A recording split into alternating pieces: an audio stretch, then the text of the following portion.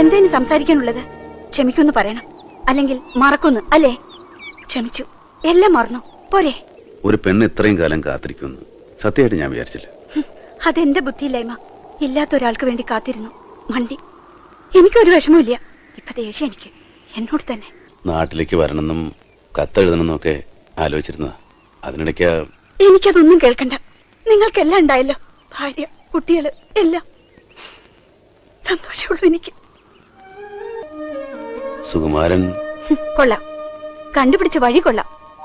എന്തെളുപ്പാ. സുകുമാരനെ കുറിച്ച് നിങ്ങൾ എന്താ വിചാരിച്ചേ? അയാളിപ്പോഴും കല്യാണമൊന്നും കഴിക്കാതെ. അതുകൊണ്ട് ഉടനെ സുകുമാരനെ കെട്ടണം അല്ലേ? നിങ്ങൾക്കൊക്കെ അത് പറ്റും.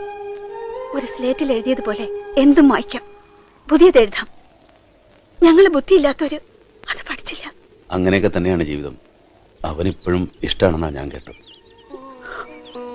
ഞാൻ എപ്പോഴും വേദനിപ്പിച്ചിട്ടേ ഉള്ളൂ, അപമാനിച്ചിട്ടേ ഉള്ളൂ. എന്നിട്ടും എന്നെ നോക്കി സംരക്ഷിച്ചു. ആ പേര് പറയാൻ പോലും എനിക്ക് അർഹതയില്ല. സുഖുവിനോട് ഞാനും സംസാരിച്ചു നോക്കട്ടെ. വേണ്ട, എനിക്ക് ആരുടെയും വക്കാലത്ത് വേണ്ട. എന്തേലും